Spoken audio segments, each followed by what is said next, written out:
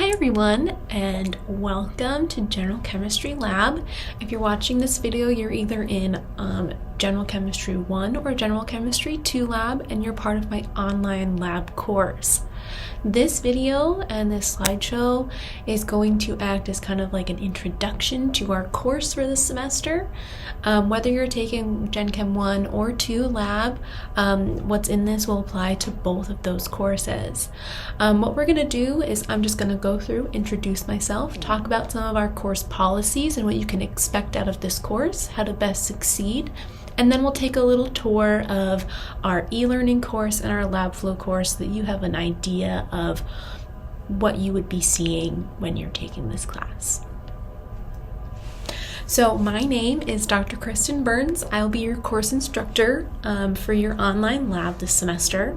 Unlike many other lab courses that you may have seen or had, there are no TAs in this course. It is just me, course instructor. I'm a faculty specialist here at Western. I'm the sole course instructor that you'll be having, so you'll be hearing from me on a weekly basis via email and reaching out just as often about assignments and due dates to make sure that you're on the pathway to success in this course. I will be the one who will be grading your lab experiments and your post-lab assignments and anything that you hand in. And what I want you to know is that my goal in this semester is your success. So I want you to succeed just as much as you do, and I'm here to help you do it.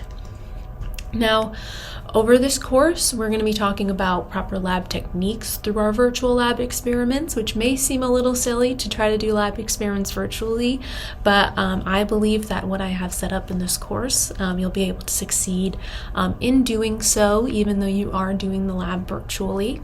But what we'll be doing is also exploring a lot of the chemical concepts that you're discussing in your chemistry lecture course, whether that's Gen Chem 1 or Gen Chem 2 lecture. Our virtual lab software that we're going to be using is called LabFlow.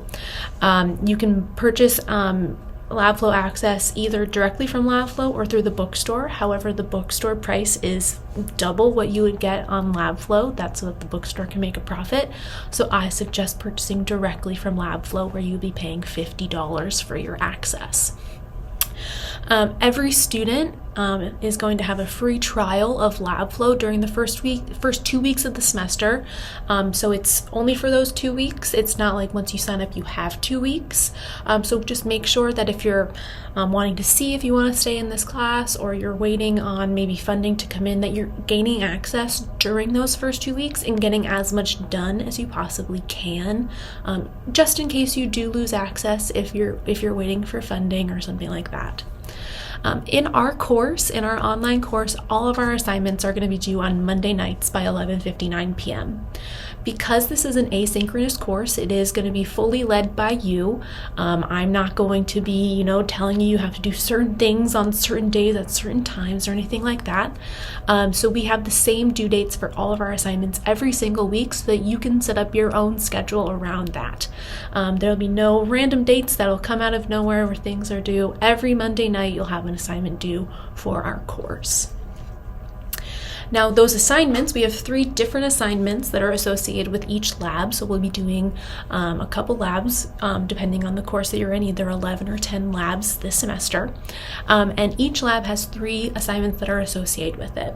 Before you start the lab, you're going to complete a pre-lab quiz. These are about 10-question quizzes that go through kind of the background of the lab, maybe some of the lab techniques that we're going to be looking at, and all of that information that you need for those pre-lab quizzes in order to study or succeed is all available on LabFlow and on e-learning, which I'll be talking about in a second.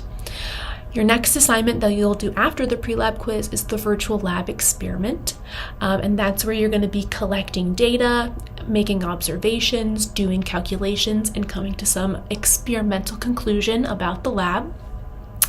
And then after you've completed the lab, you'll complete a post-lab assignment to then bring everything together, the chemical concepts and what you've learned in the lab, you'll bring together in one of 2 assignments. That's either a worksheet where it's going to be 5 questions that you answer. You write a conclusion paragraph kind of thing. So it kind of asks you to analyze your results in a more pointed way. And then you also have reflection assignments, which is where you can then discuss what you've learned based off of the learning objectives of the lab itself. All assignments are going to have a firm due date in this course. Asynchronous does not mean everything is due whenever you want. Everything is going to be due on Mondays at 11:59 p.m., and that is the due date. Assignments in this course are locked until you complete the previous assignment, so you cannot start the virtual lab experiment until you have completed the pre-lab quiz. That's because you need one to complete the other. So you can't complete your post-lab assignment until you've completed your lab experiment, and so on. So please make sure that you're doing all of these assignments in that order and giving yourself enough time to complete them before that due date. If for some reason you miss a pre-lab quiz prior to that due date, if you email me by 5 p.m. on that Tuesday, on the following Tuesday, for an extension, I will provide you with that extension. However, you will lose 5 points in preparedness points, which you'll see as a column in our e-learning course. And that's because you weren't prepared. You had 7 full days to complete the quiz, and unfortunately you did not complete it in time. Therefore, by needing the extension, you do have to lose points somewhere. Our lab experiments and our post-lab assignments will be accepted late. They have an extension period to it. That is a 2-day or 48-hour late period. So if for some reason you're running behind and you really just can't complete the lab on time, you have 2 extra days to do it. However, you will lose 10% per day that it is late on both of those assignments. So if you submit an assignment 1 day late, say you submit both the lab experiment and the post-lab assignment 1 day late, they will both lose 10% of those final points as a late penalty. You have many resources available to you. I try to make this course as accessible as possible so that you have everything that you need to succeed and to stay on track. Since I'm not going to be physically there with you helping you through the labs, I try to make it as easy for you to understand what's going on as possible. So the first things that you'll find are the course syllabus, which is a very detailed document that has all of our course policies, information regarding each type of assignment and everything like that. We also have a course calendar, course schedule that's available on e-learning. That tell you the exact due dates of every single assignment in this course. I definitely suggest printing out either both or one of those schedules or syllabi so that you have those due dates available to you on a firm piece of paper, whether you put that in your notebook that you're using for your chemistry lecture or your lab, whatever you're using for this course. I suggest having those due dates right there just so you don't miss any of them. On e-learning, you will find that for each lab, I have included handwritten notes that kind of act like a pre-lab lecture, that kind of go through the basic chemistry behind the lab, maybe some of the calculations that are needed for that lab as well, if the calculations are especially difficult. I also include experiment videos, and those videos are always in 3 parts. The first part is going to be a pre-lab lecture given by me. It's the pre-lab lecture that I give to my in-person labs. And then you'll see an experimental portion of the video where I go through the lab experiment, because sometimes the online labs, you kind of get lost in what's going on and recording the data and you don't really understand what's physically happening. So sometimes watching what's happening and making those connections is even better. So that's what I've done in those portions of the video. The last part of the video, if applicable, if the assignment has calculations, is a calculations portion. I go through some sample data, walk through the calculations with you, explain the results, explain what you need to do for your specific data to help you along if you are getting stuck with those calculations. So if you're going through the lab and you're really just like, I have no idea how to get this number, I'm so confused, you have that video to reference at any point of time when you're completing the assignment. I understand that a lot of you complete the assignments late at night, probably when I'm asleep, so it's there for you to help in that immediate moment, and if you need additional help, you can always email me. I also provide you with report pages for each of the labs, which is where you can take your notes and write down your data and do your calculations right on a piece of paper if you want to. You can also copy that report page into a notebook in order to write it down and do those calculations. You will have to upload calculations into LabFlow, so writing that data down and putting those calculations on paper will be useful because you will have to take a picture and submit those onto LabFlow for credit. Now on LabFlow, which is where you're going to be completing all of our assignments, you also have a ton of resources available. So first you have the procedure PDF, which is going to be the first document in all of the labs, which we'll show when we do our tour of LabFlow. So that procedure packet, that PDF, it has an introduction section, tells you kind of like the background of the lab. It also provides some data analysis for you if there are calculations associated with that lab. It also has the procedure for the lab, the step-by-step procedure, if you were to be completing it in person. That procedure, when you're doing the lab virtually online, is also provided as you go through each of the steps so that you can read and follow along of what's going on and kind of have an idea of what you're recording. LabFlow also has videos that you should watch prior to completing the pre-lab quizzes that review multiple different things. If there's a new lab technique that we're learning that week in the lab, it'll go through a video about that. If there's new math that we're talking about that needs support for the lab, there'll be a video for that. And then just other general chemistry concepts that are important for that specific lab, there will be a video as well. Now, an online course can be very difficult for some students because it is very based on self-motivation. You have to be the one to, sit down at your computer and do the assignments and make sure that you're managing your own time in a way that helps you succeed. So in a way, you are in charge of your own success in this course. I am here as another resource to help you along that path. I have set up the course so that you have that path to success. All you have to do is sit down and do it.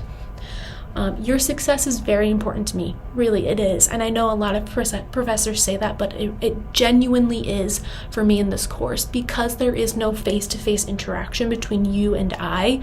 I really want you to succeed and not hate being in this online course. Okay, so I want your pathway to success to be one that you enjoy. Okay, so when you're taking an online course just like this lab course where it may seem kind of weird to be online, treat it just like any real course. Set aside time in your week, in your schedule to work on this course, whether that's 3 hours on one day that you're setting aside to just do each week's lab, or maybe it's an hour, 3 days a week to do one different assignment each day. But set time aside to devote to this specific course as you would a regular course. You meet for general chemistry lecture on Mondays, Wednesdays, and Fridays at some time. Do the same thing for the lab. Our in-person labs meet once a week for 3 hours. So maybe you want to do that. Say 3 hours on Tuesdays is when you're going to work on this course. But setting up that daily routine and that schedule is really going to be useful, and definitely sticking to it is going to be equally as helpful. When you're working on those specific assignments during that time that you've set aside, you should limit your distractions. I know we all love to watch Netflix or have a YouTube video on or music in the background or talking with our friends, but limit those distractions so you can give your full attention to the lab and not make any silly mistakes. Utilize all the resources that are available for you for each lab each week. Again, those videos that I've posted walk you through all the different portions of the lab, from pre-lab lecture to the experiment to helping you with your calculations. Okay, so they're there to help you. And then ask, I know it says your TA, but I'm technically your TA, okay? You ask me questions, send me an email. I'm quick to reply if it's during regular working hours, 8 to 5, Monday through Friday. Send me a quick email if you're confused. Come to my office hours if you have a question. My office hours are listed in the course syllabus, so you can stop by my office during that time and ask me questions. One of the other big things for success in an online course is to hold yourself accountable. You are in charge of your own success in this course, so set goals for yourself and check in with yourself weekly to see that you are making those goals. And if you're not, do something about it. Change what you're doing. Maybe the time that you've decided to work on the course is not ideal for you because it comes right after a class that makes you really tired and you really can't focus. Figure out a time that works best for you, and if it's not working, do something about it. The last thing is going to be practicing time management, which I think is definitely the hardest thing to learn is time management. I think we all like to say that we have perfect time management, but we never actually do. But don't leave the assignments to the last minute. You have 7 full days to complete all of these assignments. Leaving them to start at 10 p.m. the night that it's due is just not acceptable. You're not going to get everything done in a way that you're going to learn best and get the best grade possible if you leave it for the last minute. Because then what happens if you wait till the last minute? You then have to ask for extensions, and there's not many extensions in this course, okay? And then you lose points because of that. And losing those points because you waited till the last minute is really just you failing yourself, and I don't want to see that happen. So making sure that you have time throughout the week to complete those assignments is going to be so great for you.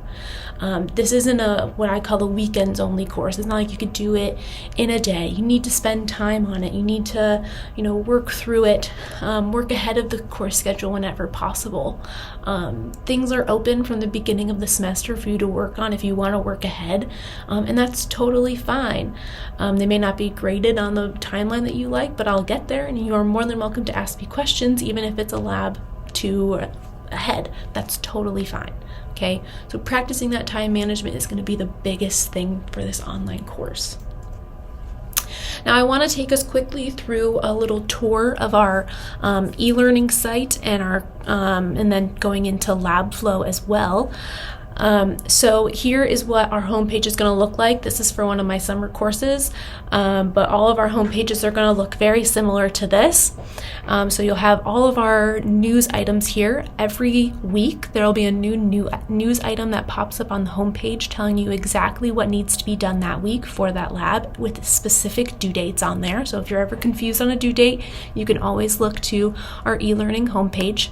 Okay, but the 2 things that you guys are going to be focused on are the content tab here up at the top, as well as the assessment tab here at the top as well. The content tab is going to be where all of those course resources I mentioned previously are. So that's going to be where all those videos are, the report pages, the notes, things like that. And that's also going to be our direct link to LabFlow is going to be in this tab here. The assessments tab is where you can find your grades for everything, all of your grades from the lab experiments, the pre-lab quizzes, everything like that is going to be in the assessments tabs under the grades portion.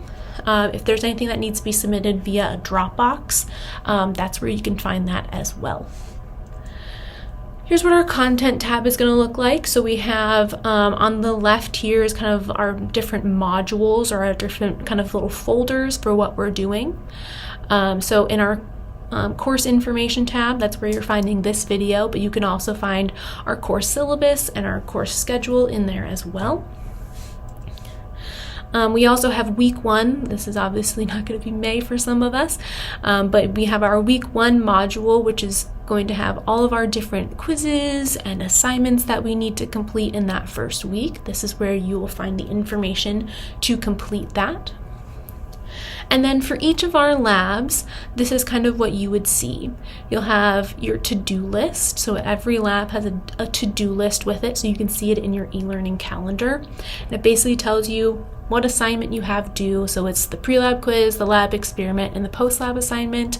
All of those have corresponding due dates, and all of those assignments are then put into your e-learning calendar for you to see those due dates as well. But you have your notes here. So those are those handwritten notes we discussed earlier. You also have the video for that lab experiment that I go through the pre-lab lecture, the lab experiment, any calculations that are needed. And also on that page, if you scroll further down, this is just an image here, but if you were to scroll further down, you would also find the report pages for that lab. Now, the first little tab on our content page says Navigate to LabFlow here. This is how you will access LabFlow. You must access LabFlow through this link every time you want to access LabFlow. And that's so that your lab assignments on LabFlow correspond to your e-learning site and that the grade books talk to each other. If you access LabFlow individually, it's not going to allow you in because it doesn't know where the grades need to go. Okay, so you have to access LabFlow through e-learning so that we make that link every time so that your grades link with what you are doing. Now, when you click on that link for LabFlow, this is what you're going to be provided. When it's your first time going into LabFlow, this is not what you'll see. You'll be prompted to make an account and sign up for a course, and a PDF will be provided to you showing those step-by-step instructions on how to do that. But once you've entered our course and signed up, every time you go to LabFlow, this is what you're going to see. You'll see your course name, whether that's Chem 1110 or Chem 1130, and then you'll see the semester that we're in as well. Now each lab has a little pull down menu. Okay, so you have your little caret here that you press on, and then all of these little assignments will pop up. So the first thing that you'll see is the PDF of the lab procedure. That's going to be the first thing that you see every single time.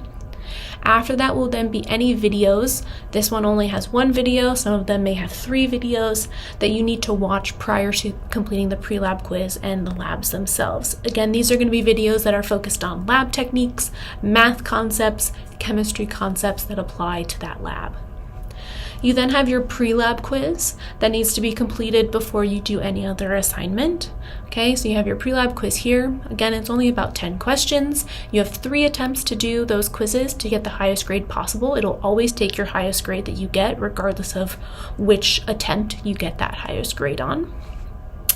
Once you finish your pre-lab quiz, you then jump into the lab experiment here and go into the virtual lab experiment on there.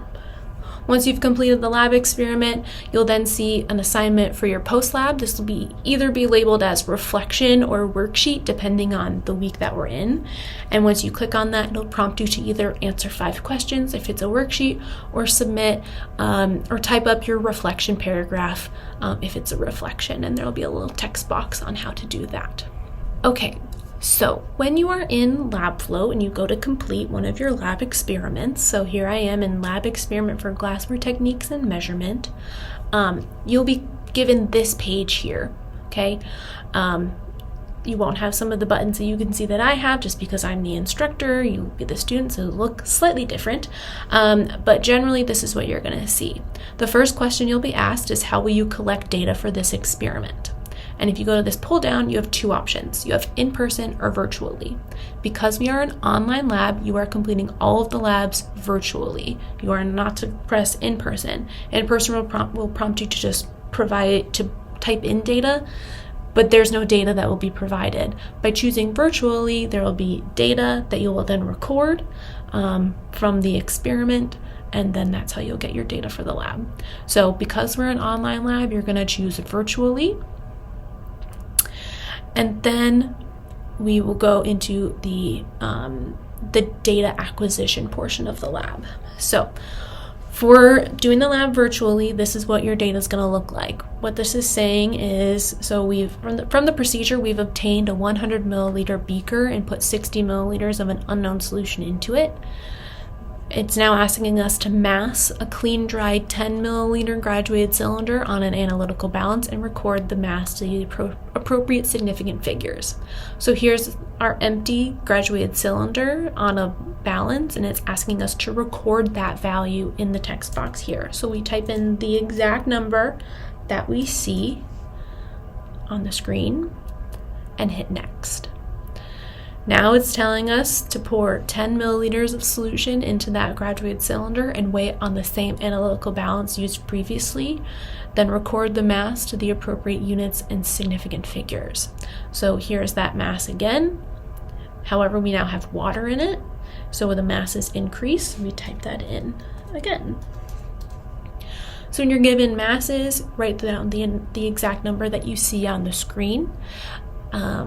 And then when we have something like a volume, here's where it's going to be a little bit trickier to see, maybe if you're doing this on a small screen or something like that.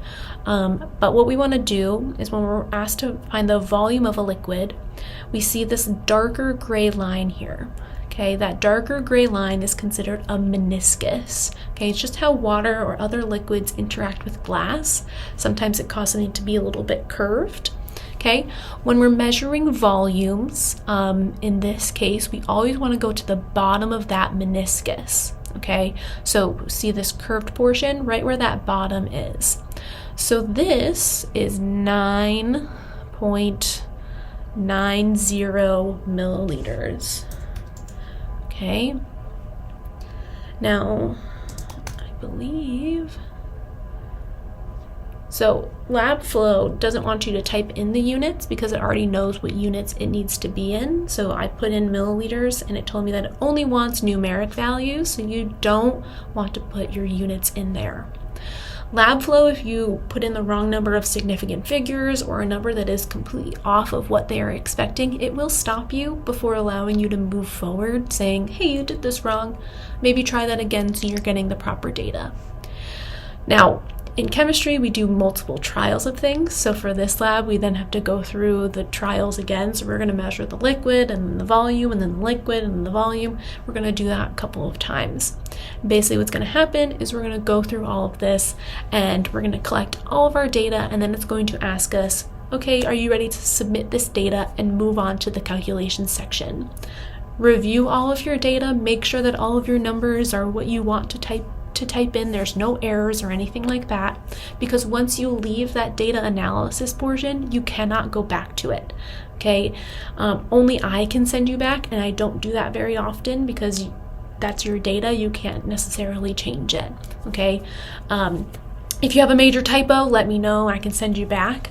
But for the most part, just make sure that you are checking your information before you submit that, and then it'll send you into the calculation section. When you get into the calculation section, it'll then put all of your data into nice tables for you for when you need to use it and do those calculations, and it'll then walk you through what calculations you need to do.